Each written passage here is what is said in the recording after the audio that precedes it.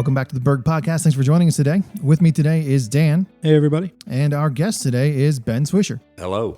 And today we're going to take some time, get to know Ben. We've actually had the opportunity to do this a couple of times recently. We started way back, but recently we had Justin on, and not too long ago we had Gary on, and now we got an opportunity to sit down with Ben. So, I don't know, Ben, why don't you just start with a brief bio. Who is Ben Swisher?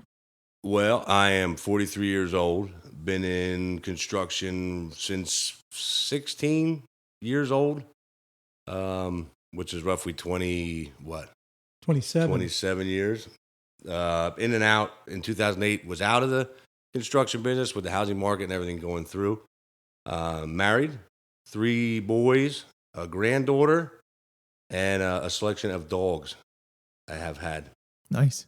A selection of dogs you currently have or have had? One dog now. Okay. What kind of dog? He is a hound mix of some sort. Not sure. Nice. Yeah. Pound puppy. Yeah. Did you pick him up as a stray? You've had him his whole life? We got him at about 3 to 4 weeks old. Yeah. From a rescue in Downingtown. Oh, cool. Rescues dogs from North and South Carolina. I take all strays and whatnot. I'm the same exact way. I take strays in all the time. In fact, I got a little Chihuahua living at my house. I think you met the Chihuahua at one point. Yeah. Yeah, Frankie. Yeah, Frank. Frank lives at my house now. And he's like long-term guest. Found him here in the parking lot. No one else would take him. And my wife hates me. I'm like, hey, you're just going to hang out for a couple of weeks until we figure out somewhere for him to go. Next thing I know, Frank moved in. Frank moved in. He made himself very comfortable. Yeah, for sure. So, yeah. So in construction since you were 16, you've been with us how long? It's just over 5 years now. I think it was August of 2018. Started as an operator and then quickly got thrown into, given hill school job. And then from there, it's just increased and decreased job sizes and responsibility and really who I'm with and where I'm at. And it's been a growth period for me too, because I'm not necessarily used to running the show. I was more like just going along with the flow, and now I'm in charge of myself and other people, which is dangerous. But we talked about this recently on a podcast where like people who end up in leadership roles aren't necessarily good leaders or didn't set out to be a leader. They just were good at what they did. And and when you're good at what you do, you get put in charge a lot of the time, right?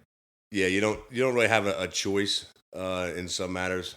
Dan's very good at that with me and asking me what I want to do when he's actually telling me what you're going to do. He wants me to do. So it works it works at home with my wife also, and similar relationships. Sure. I work in conjunction with her, so I had like a lot of communication back and forth. Yeah, back and forth. Yeah. You So one of the things that Ben's been good at, in addition to just going from being an operator to running a crew, managing jobs, is also, we didn't realize it at the time, and honestly, I don't know that you would think Ben is someone who would succeed a lot at trying to like train younger kids, like teach younger kids how to do something and get them to do it. Because Ben comes off as like gruff and he's like, just get it done. You know what I mean? Like, and you think like, okay, I don't know how that's going to work with some of the younger kids, but we've actually seen Ben repeatedly take in kids with varying degrees of experience and then work through and get them to the point where they're able to grow into just better operators or lead operators or foremen or even superintendents pretty quickly. And it was something, it was actually probably the leading indicator that Ben could be a superintendent, was that if he could train guys, then he could obviously be in charge of the guys. Because I'd say when you started to do it, you weren't necessarily the foreman yet. You were just on the job trying to run it. It's almost like a lead operator type role. Yeah, I did skip that part too. I actually went and then was asked to be a lead operator, which I had no idea, as many years I'm in the business, as what that entailed. Because to me, if you're an operator, you're supposed to be in charge of the guys that are on the ground below you anyway, making sure they're safe and making sure they're learning so that they can then do your job so you can do something else. Mm-hmm. But that's not so much, I say it the right way. It's not as it's not as easily, the younger generation, younger kids now that are coming into construction aren't as willing to learn and teach the next guy. Well, they want to move quick, right? Right. They want responsibility Right. quickly. They want, Yeah. and I don't even know if they want the responsibility quickly. They want a paycheck. They want to sit in the machine, Yeah, and they want right, to be, yeah. you know. Yeah, they where- want the like They want what comes with the title. they want everything that comes with it, right? I mean, we discussed that recently with another one of the guys who wanted everything that went with the job description, but didn't actually want one of the key pieces of the job description, and you know, and the that was responsibility. the responsibility portion. Right. Well, actually, in that scenario, he was okay with the responsibility portion. He wasn't ready to go salaried, Yeah. and because he wasn't seeing that, you know, how that's factored in and what it means. And it's one of those things, you know, that we deal with. But outside of work, what are some things about Ben? Right, like we can jump out a little bit because I know that Ben. Yeah. I know that Ben coaches. Yeah, I was going to say, I met a guy recently and he said, "Hey, do you know Ben, the guy with the horns on the front of his truck?" And I was like, "Oh, yeah, I know Ben." So, well, he coaches t-ball with my brother-in-law or something like that. Yeah. So, yeah. I actually, I coach my son. I coach my son and coached my sons, not just my youngest now, but also my middle boy. I coached in basketball, baseball, football. I tried. I'm not so good at that because I was actually a soccer player growing up, and I do coach at the junior high level for Berg Catholic. Oh, that's right. Baseball too. Yeah. I love coaching. It's something, again, up to 7th and 8th grade. I don't want anybody over 7th and 8th grade because then they start to get to be where they know everything. They've already done it. They're the greatest player already. You can't teach them anything. You can't have as much fun with them in my eyes. But it's something I like teaching kids, things that I can't do anymore and won't attempt to do anymore, but I can show them how to do it, you know, on a field of play. And it's not so much just the sports too. It's the camaraderie. It's the brotherhood you get or sisterhood you get or whatever you get from sports is a real big key component to, I think, why I can teach younger kids that I've been working with. If they have the will to want to learn, I have no problem teaching them. You know, it's funny. I'm a coach as well. And I love coaching high school sports. I coached a lot of youth sports, and when I go back now and coach little kids, I'm like, holy smokes, this is like herding cats. Like trying to get little kids to all move the same direction. It can be fun in short bursts, small doses, but I usually look for opportunities to go back to the older kids. I like dealing with the older kids. Yeah, it's funny, when I had coached in my prior life in Jersey, I coached baseball and football, and I genuinely don't want any parts of it now. Like, you know, I have 3 girls and they all play soccer. I can't coach that because I have no idea. You are coaching a soccer team. Right. Listen, Well, that's very, way. that's like the youngest age possible. That is beyond, that's below herding cats. Okay. And it exemplifies the exact problem I have, which is you're supposed to like be teaching these kids how to play, which I'm trying. And I know enough to be able to do that. But even though they're 5 years old, 6 years old, whatever it is, and it's rec, and I know that you really shouldn't try and win, all I have to do is leave my daughter up front, and it'll get to be 5 or 6 or 7-0, and then that's effective. But I had to like make myself get away from that. And even just watching my daughters, like I have trouble toning down my competitiveness in a way that I can be productive in coaching. And so it's just something that I've decided, like, maybe when they're older and it's not them and I could coach other kids in sports, I know I could do it. But with my own kids, I always am amazed when you do it and Ben does it, and you get up to, you know, a more competitive level. We're not talking about like, you know, 5 to 7, 5 to 8 years old, but when you get into some of the travel sports that are really competitive, I wonder how you do it, that you turn off your own, not turn it off, but you manage your competitiveness in a way that you don't let it get the better of you because you're not playing, you know, and you end up holding kids to a level that they might not even have any interest in being at. Right. Yeah, for sure. Yeah, to speak on that, coaching my own kids is the hardest thing that I do because I don't know how to not be a jerk to them. Just like the guys that I work with closely every day will probably tell you, I won't be a jerk to other people on the job sites, but I will be a jerk to the people that I work with closely on a daily basis for absolutely no reason. And that's and I admit it. There's people I hold them to a higher standard. Okay. The people that work with me and also my Right. kids, Yeah. I hold to a higher standard. and I don't always express. Right. express And it that comes in a off as way. being a jerk. Yes. Yeah. Okay. I totally get that. Yeah. Yeah. I coach my kids, and I am the hardest on my kids. And like my oldest son has had to have like talks with my younger son to be like, hey, look, you gotta remember what's happening here. He expects you to be good, all of these things. So Yeah, well, what's funny is, and we relate it back to work, is when we talked that we had Justin and we had Gary. And that's an interesting relationship dynamic wise, because they're very different people in how they operate. They work in the same place. And Justin came from, and I made a joke when Gary was doing his podcast. And I said, wait till when Justin hears this podcast, I was like, Justin may record it and just like play it in his AirPods all the time. Like with Gary complimenting Justin, because Gary doesn't compliment Justin. He's too close to him. So all Gary does is say like, Justin, here's what you could do better in maybe a nicer or more direct way than that.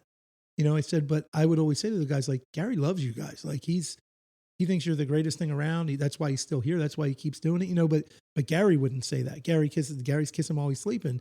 And you're like younger than Gary, obviously, but it's the same. It's that old school mentality when you hold people accountable.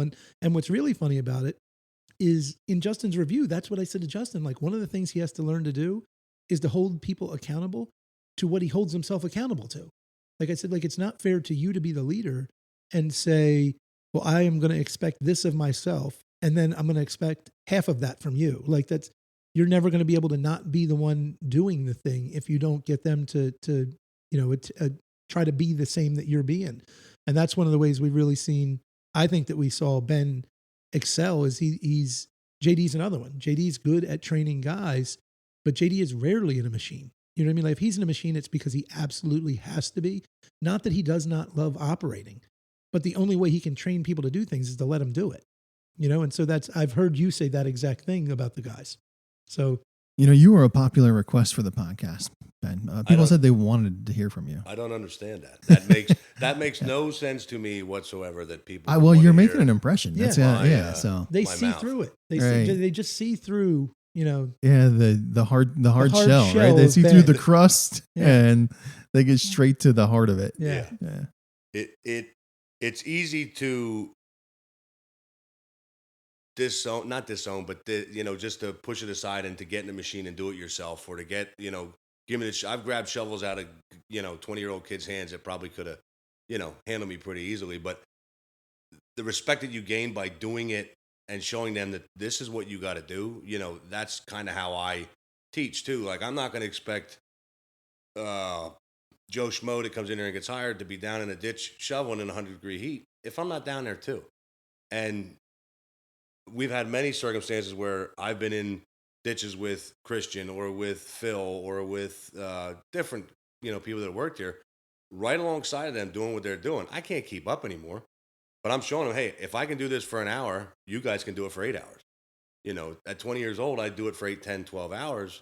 Whereas at 43, not that I can't do it, but I can't keep up with a 20-year-old kid. Right. Well, and like you can't do it every day. Right. So, but that's why, your experience has associated you with having other things that you need to do and be responsible for. Yeah. And I mean, Ben just hit on one of the things. It's like a core thing. And we say, like, we get to the bad word of snow, which, all of us have a love-hate relationship with snow. Like Ben will say he hates snow, but it's a time and a place. Ben and I were just talking before we did the podcast. At 20 something, you love snow because you get 100 hours. That's a lot of overtime, and I need the money. And what else am I going to do? And I got, there's a ton of different reasons. But as you get older, you get more and more tired of it. But snow has always been something that people would say, like, why are Ford and Dan still here? Like, shoveling. And I don't end up shoveling with Ben as much because Ben would take RPI or we just weren't together. But like if you're at Vanguard at the end of a storm, you'll find like Scott Gardner, me, and Colt and Ford all shoveling because the guys are burned out. We're just trying to get done. And we haven't really been working. We've been there and maybe running equipment, but we haven't had to shovel in the elements, But it's one of those things that Ford and I always say, like, it will be hard when we get to a point where Ford and I don't go to snow. And that's always a bone of contention with Erin, with my wife, is she'll always say, like, I don't understand why you and Ford need to be there.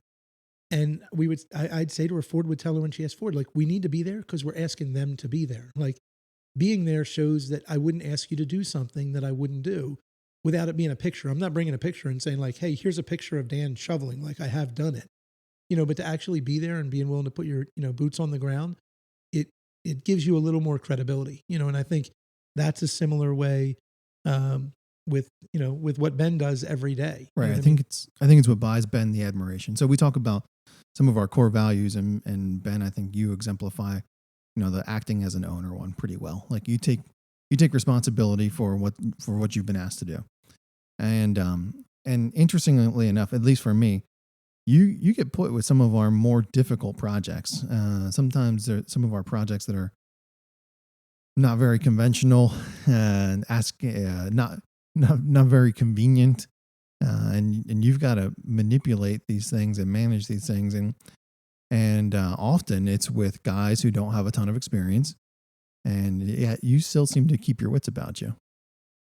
That's the first time I've ever heard that my wits are about me. But logistically challenged is the way I like to call the projects that I do. And Dan and I were actually out in the parking lot the other day, and he came up to me and he says, and this is Dan's leading line, is, I don't know if you're going to be mad at me, but you might be mad at me, but I don't really care if you're mad at me. But he said, we're going to try and do this and this and this. And I said, well, isn't that what I have been doing? And he said, yeah. And to me, and I might get, this might wind up biting me, but I take it as a compliment that I'm given the jobs that nobody else wants or nobody else wants to do. Right. Yeah. It's challenging. It's annoying. It's horrible. It's terrible sometimes. But at the end of the day, I can drive by that job and show my wife, who doesn't care about my jobs that I do, but she's, listens. And then my kids, and drive by and say, hey, and I'm sure everybody that's in construction does this and says, oh, we built that. Oh, we built that. And then my kids or my wife ask, well, what did you do? And I'm like, well, you can't see any of it. Everything that we do is underground. But yeah, we have this discussion all the time. Yeah. But say, we built that. You built the building? No. Well, no. No. Oh, so you did no, we didn't do that either. No. So you planted the trees? No. No, we didn't do that either. No. Everything's underground, covered up. But you should have seen it before any of that stuff got there. I got a picture of it. No, and that's, it's the one that comes to mind is, and it was part of the discussion I had with Ben, is Tom's not going to work forever. And Tom cleans up a lot of messes. There's times that you struggle with Tom. There's things that are, Tom is not your average guy. I mean, and being the owner's dad, makes it trickier both in how people interact with Tom and how Tom interacts, because he's protecting his son. You know what I mean? Like anytime something doesn't go right, you just hurt his son. You know what I mean? So it's an odd relationship. But and that's literally what I said to Ben. Like, Tom can't do this forever, but I need someone who not just does what you do already every day, but who's okay sometimes if you have to clean up other people's messes. Now, we need to get better at not making a mess, because nobody wants to clean up messes. And I knew that. That's why I said to Ben, you're not going to probably won't be happy with me about this. But Ben's right. I meant it as a compliment. When we send Ben to a job, sometimes it's because it's just the next job up. You know what I mean? It's just the next job up. We're going to go do that other jobs. But sometimes it's because we look at a job. I have one in mind right now that Ben doesn't know about. Oh boy. And we're like, and I looked at it. I literally was down in Brad's office, and I went to talk to Brad about one thing, and he had something on the screen, and I don't want to get into it because I haven't signed the contract yet, but we're looking at it, and I'm like, what is that? And he was like, well, that's the access. And he like smirked at me, and he was like, doesn't look like a very good access, does it? And I was like, no, we're really trying to get everything through that? And he said, yeah. And I was in my head, I was just like, oh, Ben. He was like, oh, Ben. Oh, Ben. Good luck, Ben. Because there's nothing else I can, I mean, and just call an ace and ace. I'm not going to send Andrew to that job because, Andrew Giese can do a really nice job for us, but I'm putting him in a really uncomfortable position that is going to really frustrate him in a way that he may not be able to deal with. You know what I mean? And it's one of those things. That's the difference when you take Andrew, who's like a Ben protege, but he's not there yet. He just doesn't have the years. Well, the maturity, of just part of it's experience. We wouldn't expect him to. No, yeah. And part of it's experience, but part of it is just like almost resolving to like, well, this is the situation that I was put in. You know what I mean? Like I didn't really want to come to bat in this situation, but this is the situation we're in. I'm gonna have to.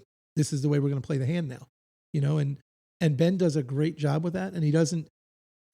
I say he doesn't complain, but Ben knows. Like Ben, I complain. Ben complains, but not in a way that like, and I don't mean it callously, not in a way that I care. Like Ben's not complaining like to impact me. He's complaining so that I know, like, hey, this is much less than ideal because of all of these things, and that's how he delivers that message to me and to the project manager. So we know, which is is also valuable because then you got to know that coming in, and you do a great job of communicating that back to us. Because to me, the reason I do that is because if you don't hear from me, and then 2 weeks from now, in a foreman's meeting or in a this or passing by in the office, someone says to me, "What do you mean you're still there?"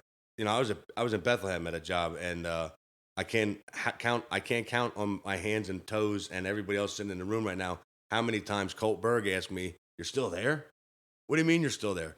Because you don't know if you're not there. And it's, nothing against Colt, but it's like, at some point I was like, you know what? Like, I got to start telling these people exactly why I'm still here, what's going on. And that comes out in whining and complaining as I feel how it is, but obviously it's working. So we're going to keep going with it. Right. When I remember that job specifically, there were a lot of challenges in that job in and of itself, but at times you didn't have enough people or the right people or the right equipment. So I think, some of your concerns that came out in some of those meetings, it was valid. Like there were reasons beyond your control that job was as difficult as it was. Well, and that's something in construction. Like you always think you're done. You look at it and you lay out a plan and the plan says you're done.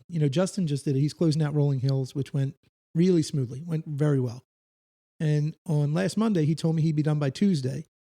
And on Tuesday, he told me he'd be done by Thursday. And on Wednesday, he said, I'll definitely be done by Friday. And by Thursday, he said, I'm going to need at least a day next week. And then today, he called me, and it was just every day. And I was like, Justin, and every day you do it, I'd be like, Justin, just stop. Like, once you're done, tell me you're done. And then you're going to need a couple days to clean up because you got a lot of equipment there. You've been there for 13, 14 months.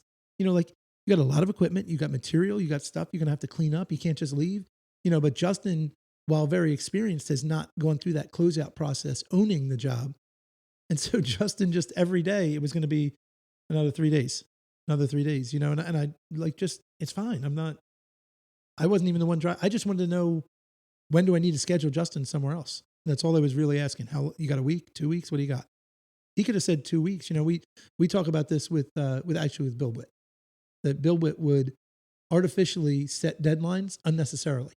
I mean, it was a problem we had with Bill Witt a couple of years ago, is they would say, we're going to deliver this product to you in 4 weeks. And I'm like, okay. And then they said, we're going to give it to you on, November, what is today? November 27th, we're going to deliver this to you. And we're like, all right. So Ford, Brian, and I write down on our sheet, November 27th. There's now basically in our heads, a liquidated damages attached to this. You know what I mean? Like you said, the 27th. So the 28th is going to be a problem.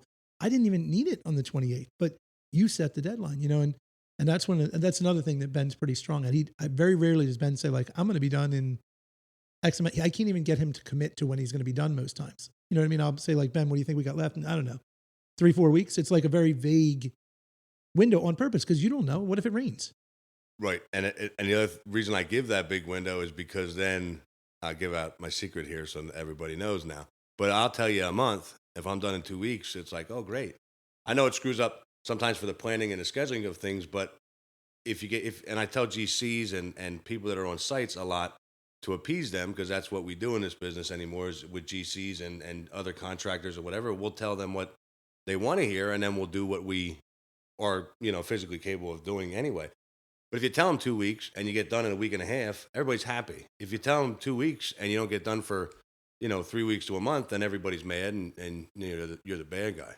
Right. Yeah. They lie a little bit. Well, managing expectations. A little bit. Right. Yeah, exactly.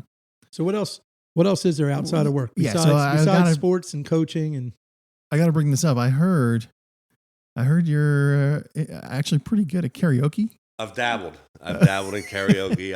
I sang to my wife at our wedding. Oh, all right. Is that how this got started? What did you sing? The Garth Brooks, The Unanswered Prayers. Oh yeah, that's a good one.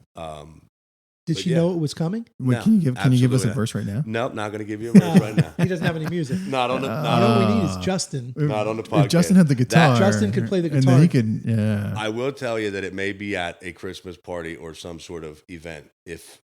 Okay. Make that up. Well, time, restraints aren't there. Well, especially if we have spouses, because Erin is like the newest that's her newest thing, and she is a big fan of karaoke. Now, when you have 3 daughters and you put them in way too much sports and you play soccer 7 days a week, there's no time. But maybe the 5-year dinner. Maybe would the 5-year dinner, that would be sweet. That would Maybe be a good place for it That would be because It's a little a smaller possibility. crowd. and it'd be at the Taj. Right? We could have. Because Erin, that was her plan when Erin was in Georgia and we went to the Yeah, local, right. Yeah. which is she wants to go back there just to Go to the local. Yeah, I would, if I do travel to Georgia again in that area, I will definitely Go to make the sure local. I'm there on a Wednesday night. Make so. sure you're there on a Wednesday Nice, night. yeah. And so she tried to convince Ford that we should have karaoke at the Heritage Okay. one night a week. And the idea was we could have Conrad Crable. Do you know Conrad? So he lives right next to you, somewhere in Wyomissing. But so that's Nikki Crable, Brad's sister. Oh no, I actually live 2 houses up from Brad's cousin, Okay. and So- his sister Wait. drops off there. Okay. His- But her so child, so yes. Nikki's husband, Okay. Conrad, is known to just he breaks into like full blown karaoke. He loses his mind there and dances. It's a whole show. And Erin was like, Conrad could run karaoke. We could, and she tried to sell it to Ford. Surprisingly, I know Ford is not a fan. No, No. No. I could. How much would you pay to see Ford do karaoke? Oh yeah, the price tag on that. I mean, We tried that once. Remember? Were you with me when I tried that? We told him we'd pay him $1,000 if he did it. He wouldn't do it. I don't think I was there. Yeah, No. no. We were like $1,000 if you do it, and Ford would not do it. Right. We have a hard enough time getting Ford to stand up in front of our own group just to We do. say a few words. So Yeah, we do. The Could you podcast has come imagine? amazingly smooth to him, though, Ben. You see, he's a natural. He holds the mic. well, yeah, because he's like he's a myth. He's a legend, and you know when I first, it's funny when I first started here, Ford showed up on a job site, and I had no idea who he was.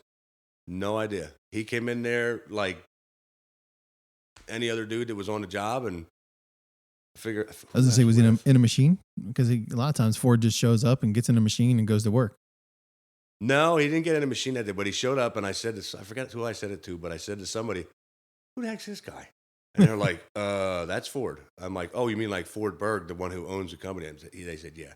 Came over, introduced himself, and you know, from there on. But he's a different breed, and I could see how karaoke would not be. Not his speed. No.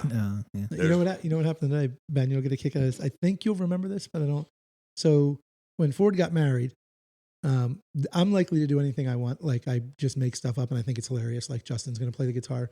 So I said to Brian, we're going to make up these stickers. So Brian made up these awesome stickers of a picture that I had of Ford, and we made them into a silhouette, and there was license plates. They were everywhere. So all that to say, today he comes in and he's like, "Hey, can you just help me? The car is at the shop. Can you run down with me and we'll pick up the car and bring it back to the house?" I said, "Okay."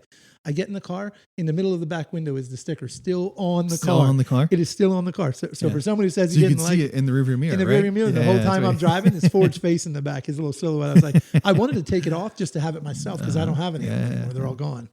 Yeah, those were a hot item. For Yeah, a those were a minute. hot item. I still Yeah, we think did license plates with his face, and when he was gone, we put him on his vehicle so that when he came home, he was like, what is this? Yeah, he drove around for like 3 weeks with his face. I don't think he didn't notice it immediately. He And- doesn't hate it. Then he doesn't hate it. He doesn't hate it. He wants to. Yeah. In the will struggle that is Ford fighting Right. Ford versus Ford. Yeah. He wants to hate He thought that it was license funny. plate. He liked it. Yeah. But he does. He likes it. Yeah. I would like to see hats with that emblem. Hats with the face. We've talked about it. Yeah, we could probably Hats we can with make the that face. happen. Maybe for- Limited edition. Maybe the 5th-year anniversary. Yeah, the 5-year dinner. 5-year dinner. Tell you what, Hats with Ford if silhouette. there's a hat with Ford silhouette, I'm singing. Oh, there you All go. right. There you Okay, go. we're gonna Ben may have start to- just done it.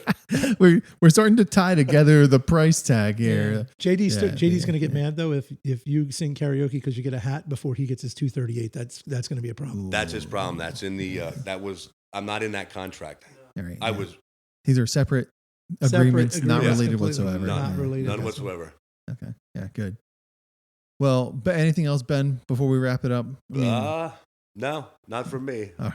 I've managed to sit for over half an hour and not swear, so I'm winning. That's I'm winning That this was a one. win. Yeah, we don't cover very much out of these. No. So I'm glad you didn't. I'm glad this wasn't the first episode. So yeah. All right, folks, that's a good place to wrap it up. Thanks for joining us today. We hope you come again on another day when we have another podcast.